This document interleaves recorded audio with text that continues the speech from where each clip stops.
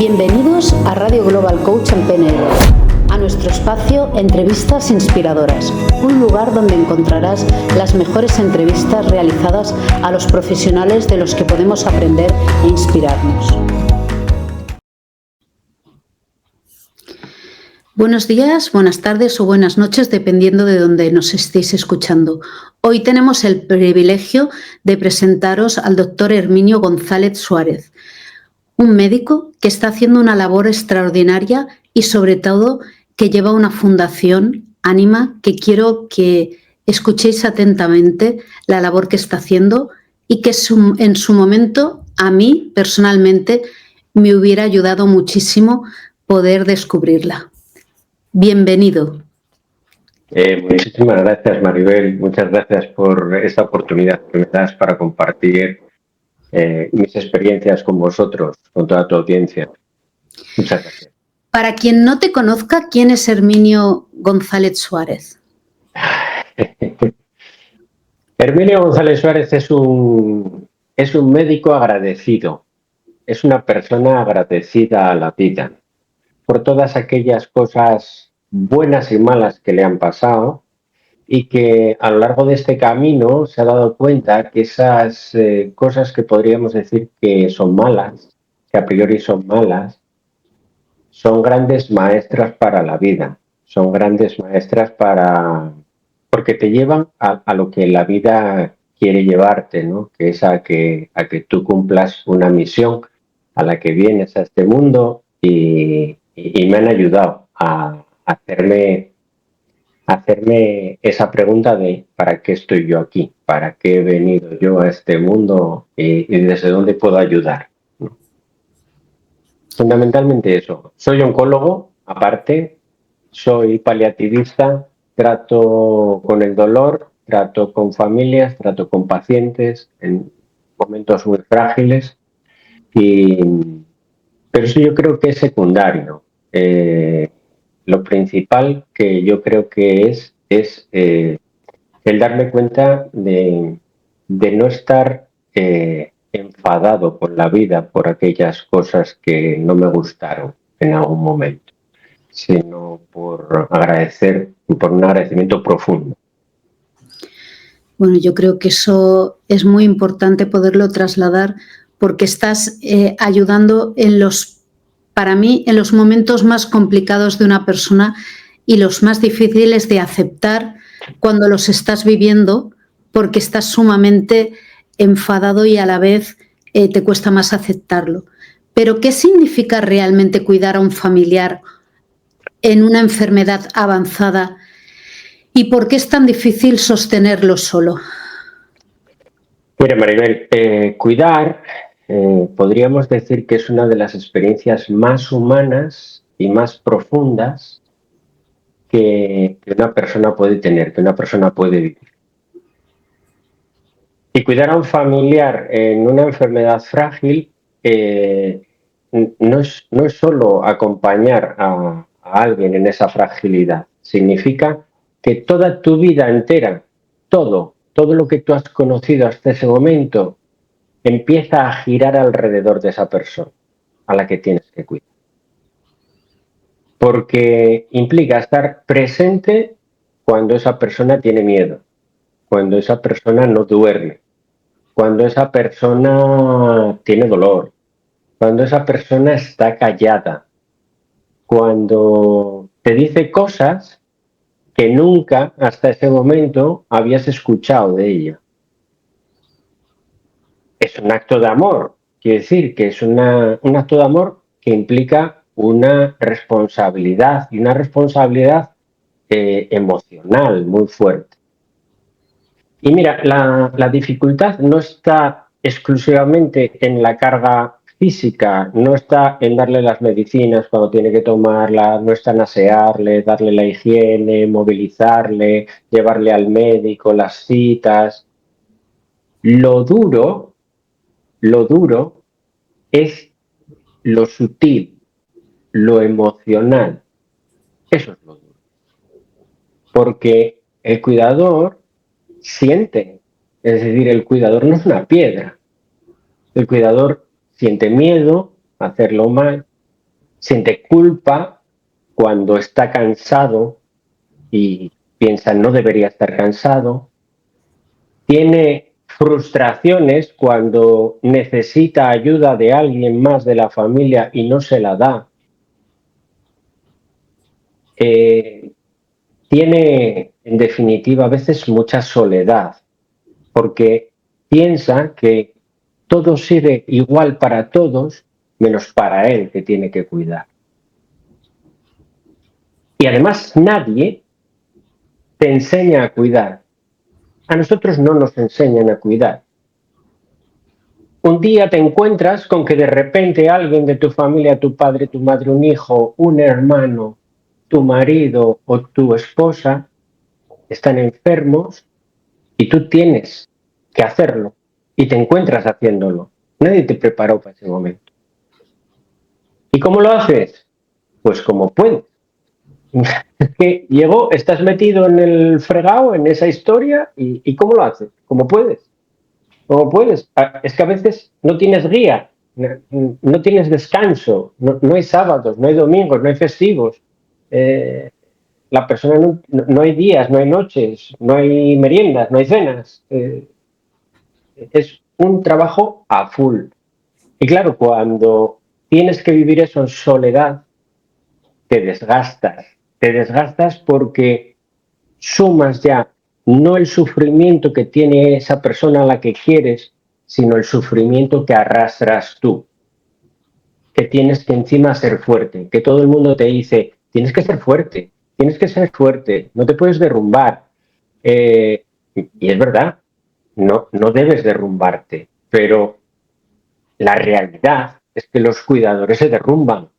Los cuidadores se derrumban y cuando el cuidador se viene abajo y se derrumba, el cuidado se derrumba también.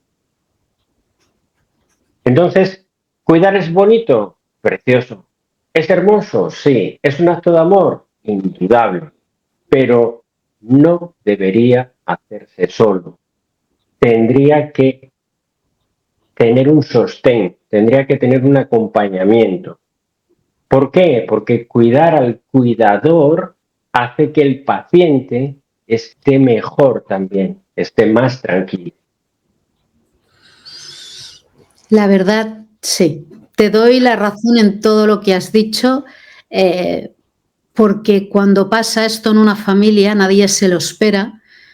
Es verdad que instintivamente tienes que colaborar, pero te sientes extremadamente solo. Yo lo viví con mi madre y me hubiera ido muy bien, sobre todo, luego te haré preguntas sobre el programa que llevas, porque realmente las pautas de tu programa es lo que con el tiempo y tras la experiencia vivida realmente son verdades como puños lo que dices, porque realmente es lo que hace falta y llega la aceptación. Y por mucho que te intentes preparar, realmente necesitas esa calidez, ese acompañamiento que siempre hace falta de otras personas. Pero bueno, ¿cuáles son los principales desafíos que viven hoy las familias cuidadoras? Pues mira,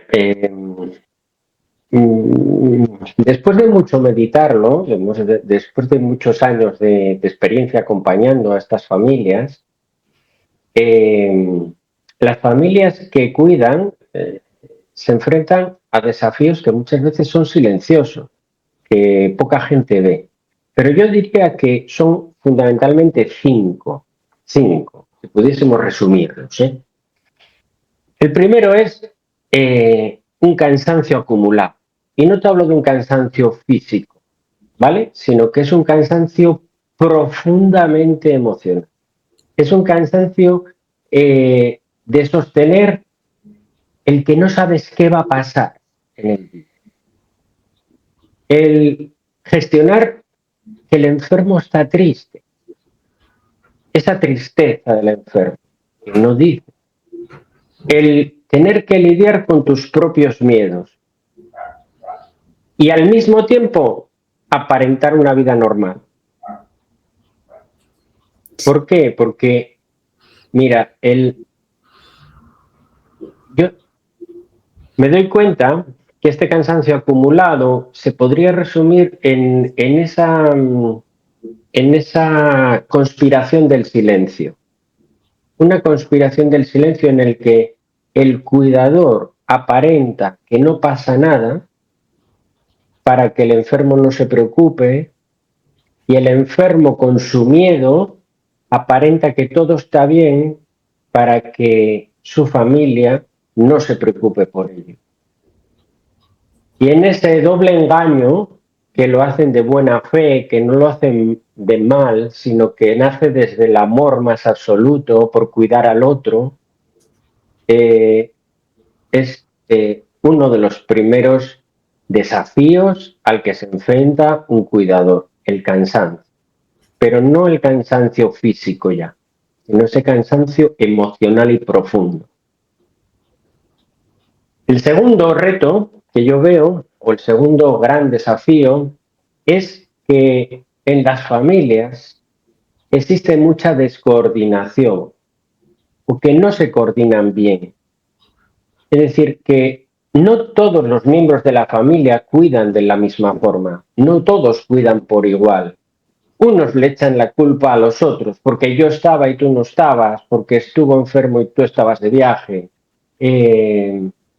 La persona que cuida a 100% de su horario siente que él carga con todo, que los demás opinan desde lejos, que dan consejos gratuitos, y eso genera, por un lado, una sensación de injusticia, de por qué yo sí y ellos no, genera tensiones dentro de los vínculos familiares y genera heridas que cuando curan esa cicatriz se quedan en lo profundo del alma.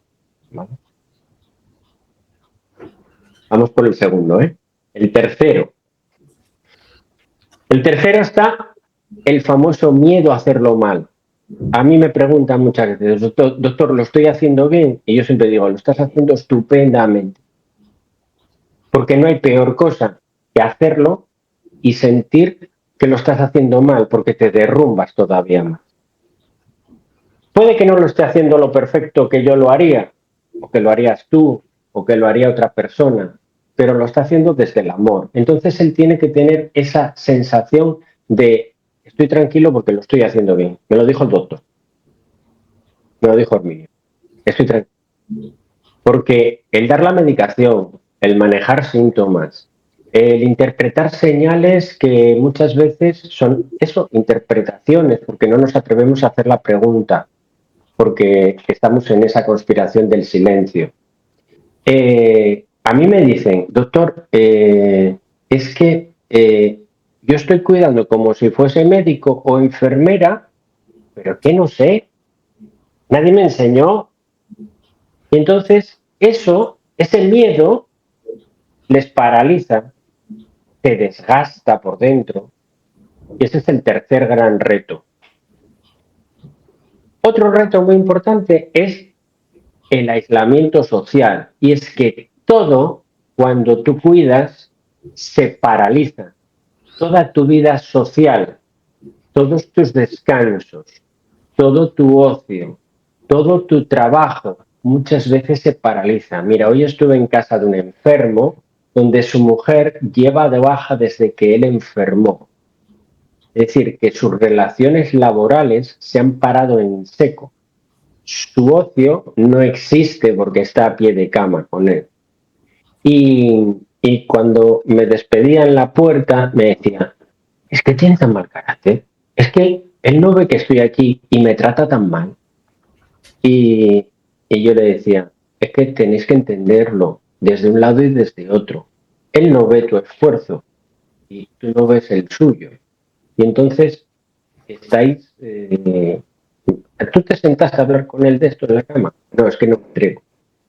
Entonces, en ese silencio estás. Entonces, cuando tú ves que tu vida se estrecha, que todo gira alrededor tuyo, esa estrechez en la vida hace que no tengas aire para respirar. No tengas aire para respirar. Lo hemos vivido, Maribel, en la pandemia. La pandemia todo se paralizó. Paralizó nuestras vidas. Y 5 años más tarde, 5 años y medio más tarde, estamos pagando las consecuencias de que vimos que nuestra vida se estrechaba, de lo que veíamos como seguro perder el suelo. Y eso es un problema muy importante del cuidador, un reto, un desafío. Y luego, el último desafío que yo veo es el de cuidarse a uno mismo. El cuidador, se ve egoísta cuando intenta cuidarse. Generalmente el perfil del cuidador es un perfil femenino, es un perfil de mujer. Eso no quiere decir que haya hombres que cuiden de sus mujeres o cuiden de sus hijos, pero en realidad lo que vemos el día a día es que el cuidador principal generalmente es una mujer. Entonces, la cuidadora muchas veces se siente egoísta por pensar en sí misma, porque ve que, yo les insisto muchas veces, tú tienes que tener tiempo para ir con las amigas a tomar un café, tener tiempo para poder ir a la peluquería. ¿Para qué, doctor? Pero si yo no salgo de casa, porque te vas a sentir bien contigo mismo. Entonces tu universo no se derrumba, no se derrumba. Entonces tú tienes que estar bien contigo mismo. Tienes que ponerte ropa bonita para estar en casa. Pero si no salgo, da igual. Pero no puedes estar en pijama todo el día. Tienes que ducharte, tienes que... La vida no se para, no se para, tú tienes que seguir. Entonces, cuando el cuidador cree que todo se paraliza y realmente ella se siente culpable por tomarse un respiro, pues ese es un reto indudable. Y todos estos retos, estos 5 retos, el cansancio, la falta de coordinación, el miedo a hacerlo mal, el aislamiento, esa sensación de cuidarse, de no querer cuidarse, es porque nadie nos acompaña. Nadie está preparado para esto y nadie nos acompaña, nadie nos comprende, nadie nos forma, nadie está ahí sosteniendo. Entonces, por eso aparecen todas estas situaciones. Pues la verdad es que sí, el sentimiento de culpabilidad es muy fuerte de un cuidador cuando está pendiente de una persona, porque siempre va a pasar algo y hay que formarse. ¿Por qué es tan importante que la sociedad y los profesionales aprendamos a acompañar y no solo a hacer cosas? Pues mira, porque realmente a lo que nos enseñan es a hacer tareas, a hacer la casa, a dar la medicación, a organizar la compra, a organizar las citas médicas, a limpiar, a curar. Pero acompañar no es eso.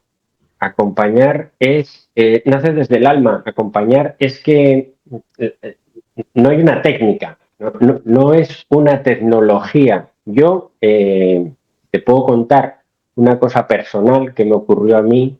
Yo soy oncólogo, vengo de la parte de la medicina más absolutamente técnica y especializada y tecnológica, y llegó un momento en que yo me enfadé con mi profesión.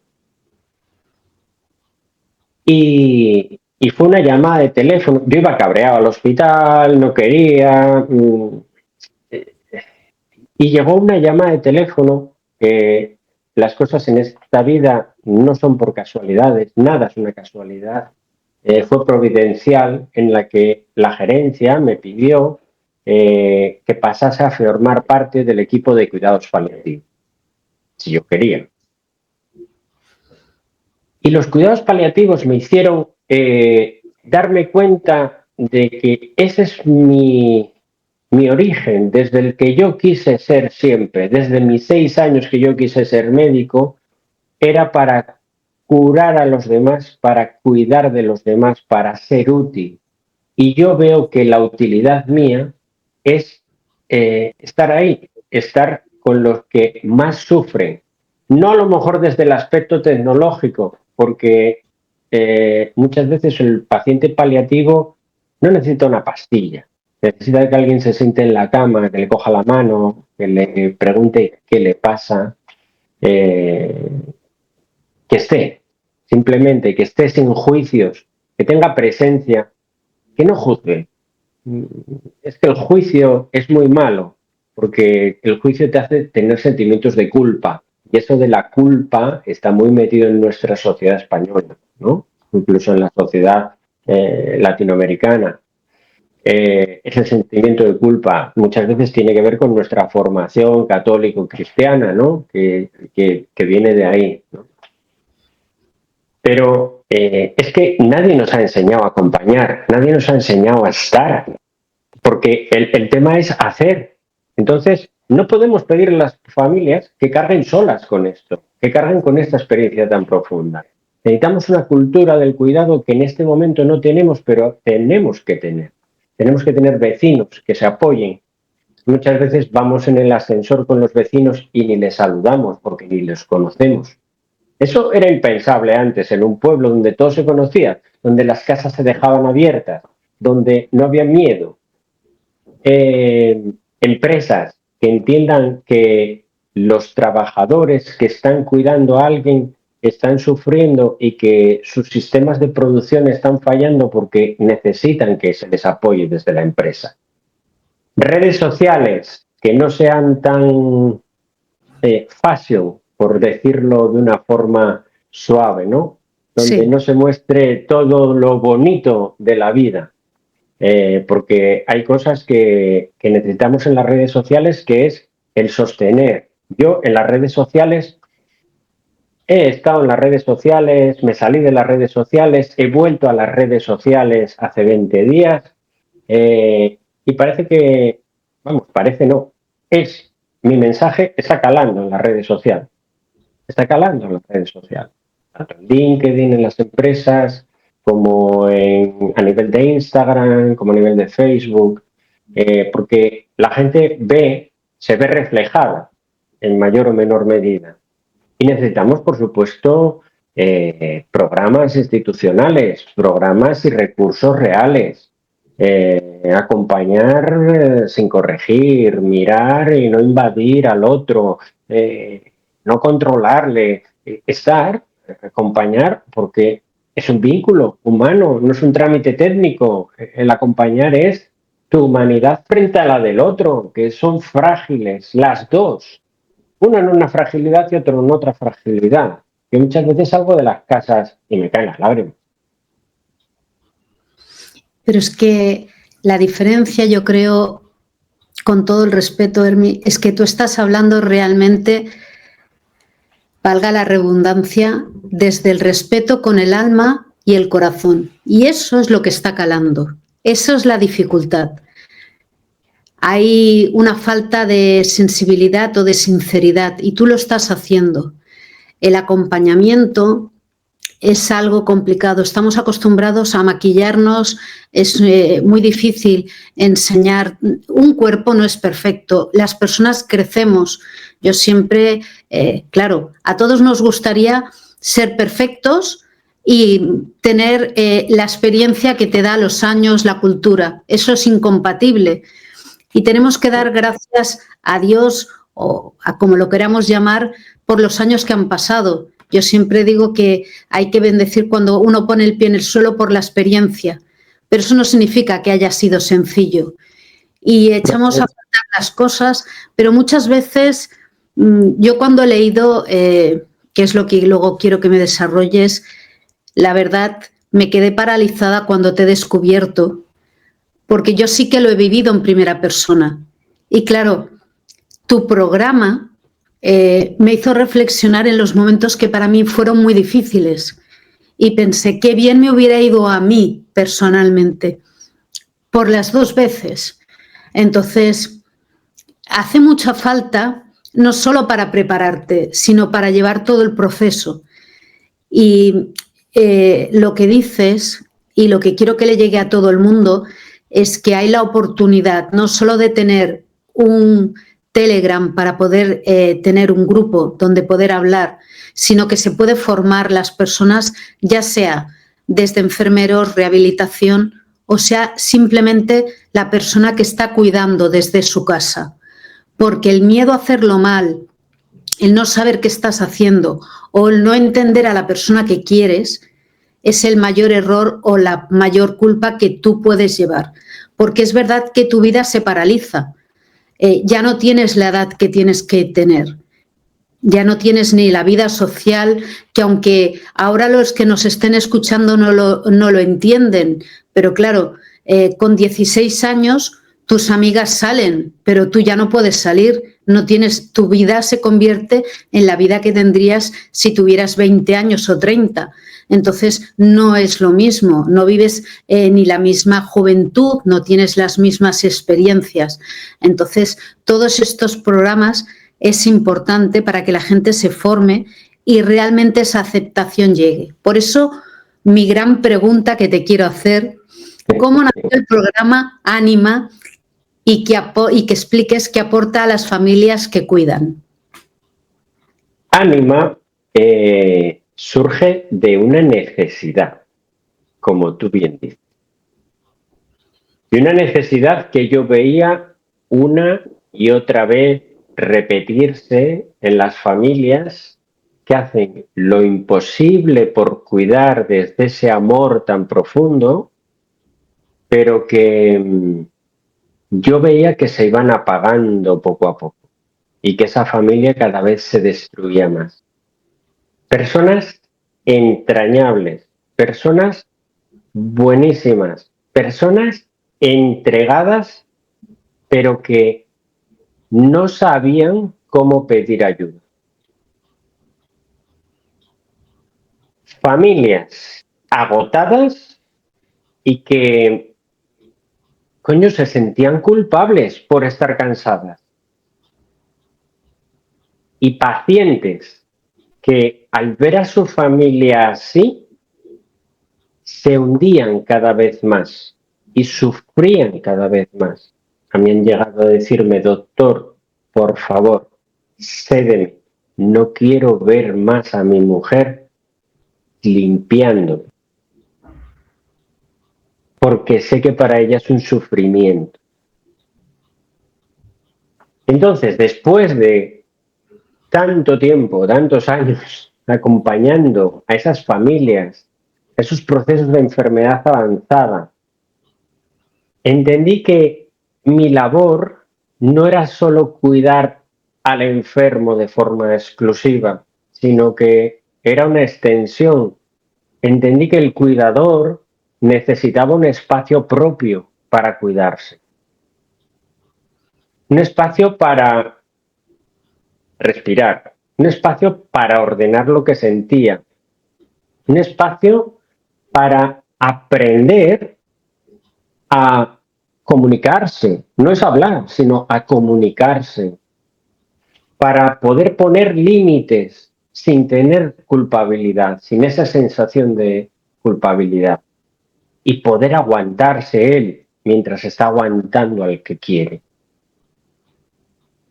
Y así nace Anima. Anima viene de una palabra griega. A mí me gustan mucho los clásicos. Y Anima, en su acepción más clásica, más antigua, Anima es el primer aliento de vida. Y ese es el espíritu, es decir, que siempre hay vida hasta que deja de haberla, hasta que desaparece, hasta el último aliento hay vida. Y esa vida tiene que mantenerse íntegra, tiene que mantenerse con dignidad, tanto para la familia como para la persona que está muy enferma. Y Anima me dio pie a construir el acrónimo de 5 palabras, que son la A de acompañar, la N de nutrir, la I de inspirar, la M de mantener y la A de aceptar. Y es que Anima es un programa de mentoría de 12 semanas de duración, es decir, de 3 meses, donde en el primer mes nos centramos en qué es el acompañamiento, qué significa acompañar. El segundo mes es cómo acompañar sin que yo me quiebre, sin que yo me rompa. Y el tercer mes lo dedicamos a preparar la despedida y el poder tener la generosidad de dejar al otro irse en paz, sin sufrir. No es que no se vaya a sufrir, sino ese sufrimiento no tiene que dejar secuelas amargas. Mira, yo el otro día, no sé a quién me decía, me miraban la mano y yo aquí tengo una herida que me hice cuando era muy pequeño, porque yo estaba jugando, yo era un poco travieso, muy travieso. Y con una cuchilla yo me hice un corte aquí. Y ese corte me dolió, sangré, pero luego fue cicatrizando. Yo ahora no tengo dolor, pero sí tengo la cicatriz. Y cada vez que lo veo, me acuerdo del momento exacto cuando me hice eso. Y eso es lo que pasa con las familias, que saben cuando su padre, su madre, su hermano, su hijo se mueren, pero eso tienen que recordarlo desde la gratitud, tienen que recordarlo desde el cariño, tienen que recordarlo desde el amor, no desde la tristeza y la negatividad. Y ahí está Ánima para eso, ¿vale? Ánima es ese programa en el que se recupera esa sensación de no estar solo, de decir, la gente que participa en Ánima te dan las gracias, pero te dan las gracias no por quedar bien, sino te dan las gracias desde el corazón, desde su ser más profundo. Es esa sensación de gratitud. A veces ni lo verbalizan, solo con sus ojos ya sabes que te están agradecidos, que pueden decir, coño, por fin respiro, por fin entiendo qué me está pasando, por fin puedo hacerlo y me puedo sostener en pie, no acaba conmigo. Eso es Ánima. Es que realmente lo que estás diciendo es muy importante porque las familias, cuando pasan estas cosas tan graves, que todos somos humanos, nos enfadamos. Nos enfadamos porque siempre, aunque queramos mucho a las personas, como todo cambia, el ser humano se cansa de que solo aporte uno. En mi caso, a mí lo que me pasó es que mi madre le dio un ictus, le repitió el ictus. Mi madre era muy joven, 30 años, no había todo lo que hay hoy en día y se desmontó mi casa. Y yo pasé a hacer de ama de casa y mi hermana tenía 3 meses. Mi padre salía a trabajar, yo venía del colegio y cuando volvió del hospital cogí el rol de hacer de madre y cuidar a mi madre, de hacer de madre de mi hermana. Claro, mi vida cambió totalmente. Eso se mantuvo en el tiempo, pero yo llegué a un momento que quería tener un poco de vida. Mi padre había dado por hecho que era normal, mi madre también, yo adoraba a mi madre, ahora ya no están, murieron con 25 días de diferencia, pero claro, yo llegué a un momento que yo quería vivir, pero me sentía culpable, porque mi madre terminó en una silla de ruedas. Fue un proceso de que le fueron repitiendo. Pero claro, mi padre había contado conmigo para toda la vida que hiciera eso.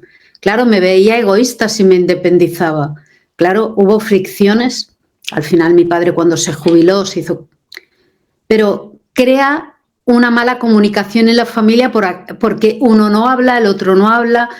Por eso es tan importante para mí cuando lo he leído, porque si te preparas, si hablas, si explicas las cosas, si se crea esa comunicación, porque luego con los años lo hablamos, mi madre y yo. Mi padre luego tuvo cáncer. Claro, la preparación de todo lo que pasó con mi madre, lo de mi padre lo llevé mejor. Claro, desgraciadamente es lo que hablamos. La experiencia, quieras que no, te hace llevar las cosas mejor. Lo superó, pero luego cogió una demencia agresiva después de un tratamiento. La demencia, puedo decir que mi padre, al ser agresiva, esos momentos recuperó la niñez y, claro, me hizo ver la parte de que mi padre veía lo que mi madre se había enamorado, la parte divertida. Claro, yo ya no recortaba el padre divertido que mi madre se había enamorado, porque yo todo lo que recordaba era el padre enfurruñado. No, mis padres tenían una relación increíble, ellos dos, de amor, pero claro, se había volcado solo en ella. Claro, yo veía siempre el que la mimaba a ella, pero ya era el volcamiento de amor hacia ella. Pero claro, la protegía como una niña. Yo ya no veía ese padre divertido, ese padre, porque no existía. Llevaba muchos años cuidando a alguien enfermo, que era mi madre. Entonces, cuando se desinhibió por culpa de la enfermedad o gracias a la enfermedad, los 6 últimos meses de su vida fueron los que yo recuerdo más divertidos de él. Que cuando me dicen a alguien, sí, son los más duros por cuidarlo, por levantarlo, por limpiarlo, pero a la vez los recuerdo con una sonrisa, porque le veía cantar, bailar. Yo no sabía que mi padre bailaba. Entonces, veces hay que dar gracias a esos momentos y quedarte con lo bueno. Yo, cuando recuerdo los últimos 6 meses, son los más divertidos, pero te tienen que preparar para ello.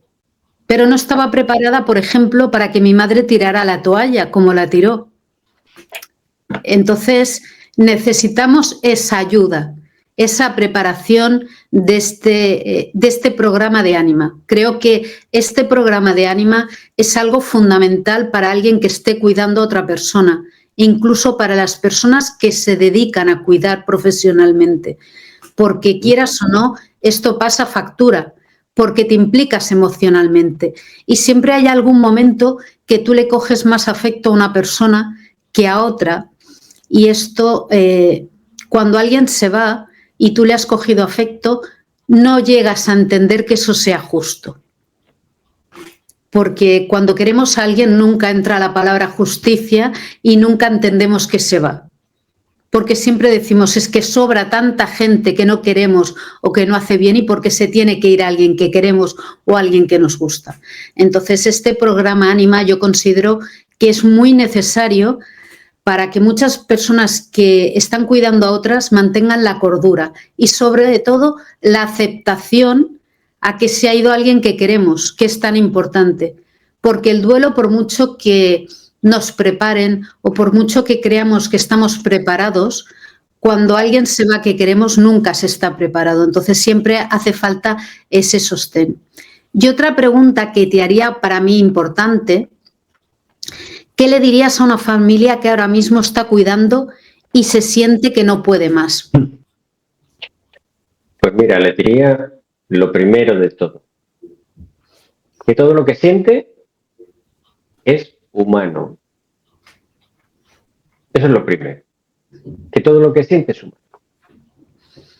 Que no es debilidad, que no es falta de amor, que no es un fallo, que cuidar desgasta, porque cuidar duele, duele en lo más profundo, lo que tú comentabas ahora mismo.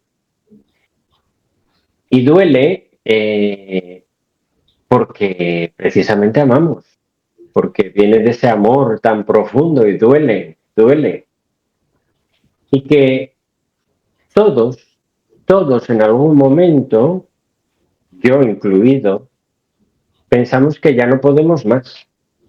Mi abuela tenía un dicho, yo en las entrevistas, en los podcasts, siempre hablo mucho de mi abuela, que mi abuela era una mujer que sabía las 4 letras que decía, las 4 reglas que decía ella, sumar, o sea, leía y sumaba, restaba, multiplicaba y dividía, pero era una mujer sabia, sabia de la vida. Se queda con mi madre cuando mi madre tiene 14 años, viuda, por una enfermedad que de repente le entra a mi abuelo, que fue, yo al cabo de unos años pedí la historia de mi abuelo que lo operaron en Madrid. Nosotros estamos en Asturias, yo vivo en Asturias, soy de Asturias, de España, de Asturias, y a mi abuelo lo tienen que en los años 60, en España, no había los medios que hay hoy, entonces lo tuvieron que trasladar a Madrid, a la clínica Ruber. Yo pedí la historia y supe de que había muerto. Mi madre creía siempre que había sido un tumor cerebral y había sido, no fue un tumor cerebral, fue una tuberculosis que él tuvo que cuando era joven y que hizo un absceso cerebral en la cabeza y lo operaron, la cosa salió mal, no salió del coma y se muere un día del padre, un 19 de marzo de 1962. Entonces, bueno, es una cosa difícil de digerir todos los días del padre, bueno, pues a mí me afecta mi madre, ¿no? Entonces, yo con mi abuela tenía muchas conversaciones profundas, conversaciones de abuela y nieto, ¿no? Ella me contaba sus, sus disgustos, sus problemas, porque nosotros, mi madre cuando se casó se fue a vivir con mi abuela, vivía con ella y para no dejarla sola, pues nacimos todos allí y vivíamos allí y mi abuela era una persona más de la familia.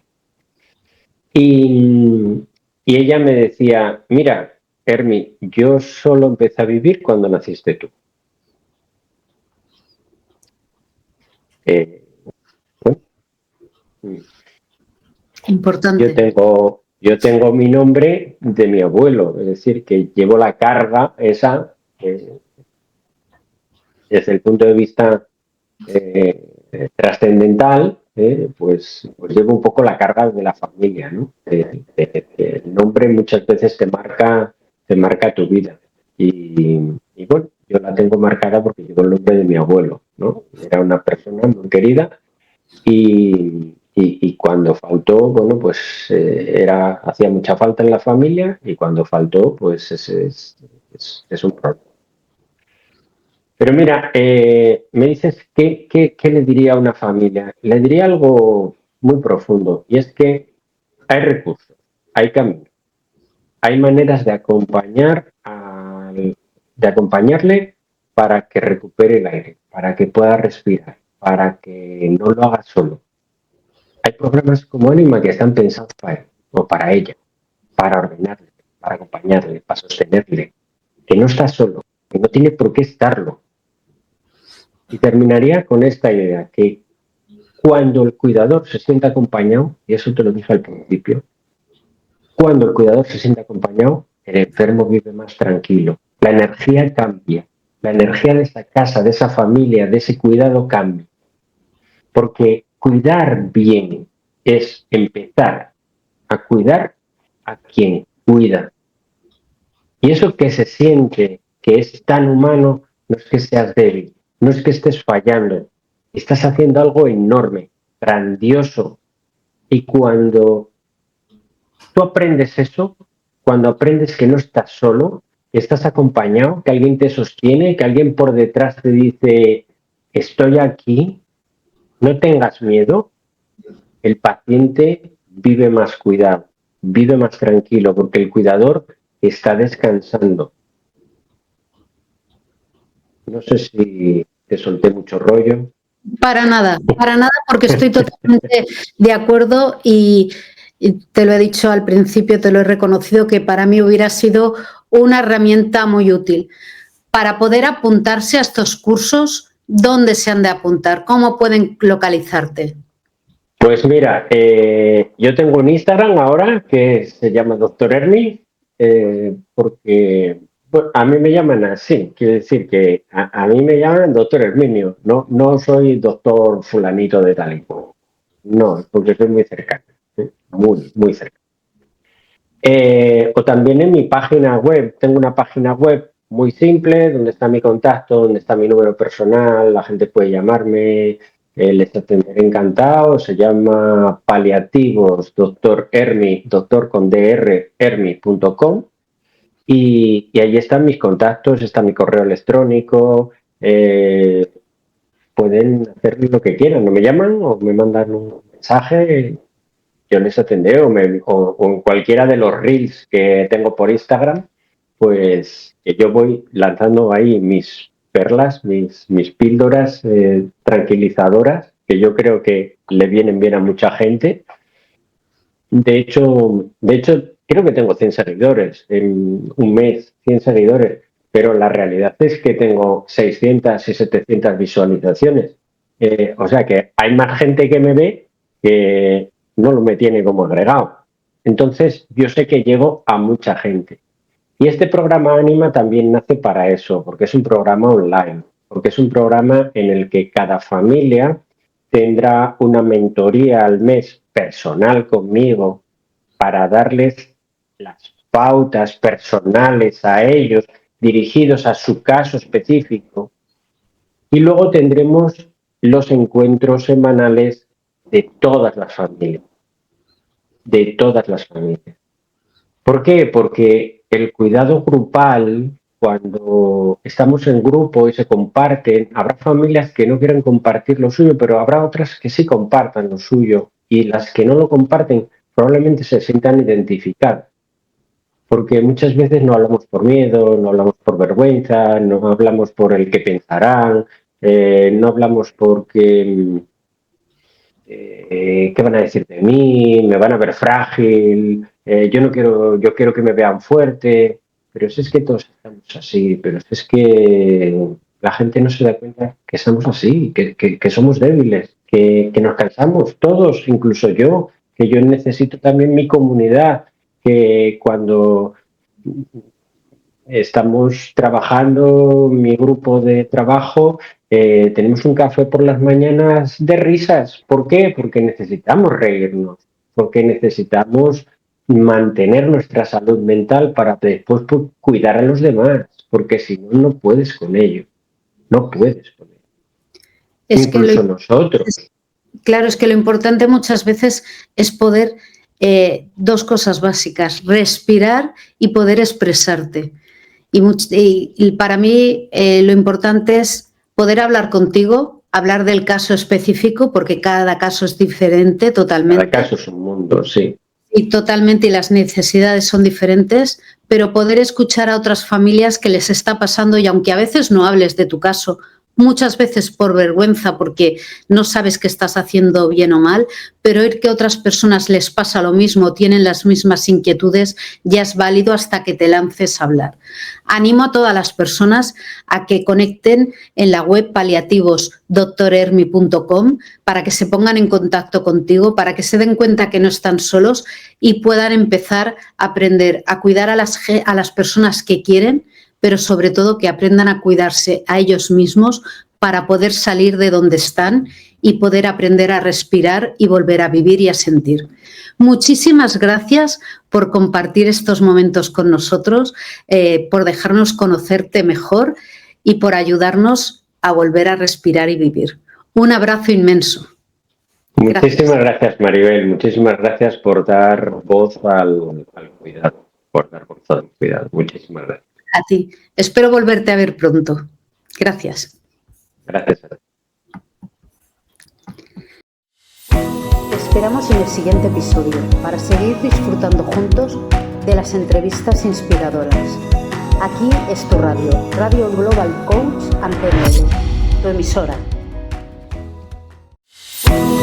Bienvenidos a Radio Global Coach and PNL, a nuestro espacio Entrevistas Inspiradoras, un lugar donde encontrarás las mejores entrevistas realizadas a los profesionales de los que podemos aprender e inspirarnos.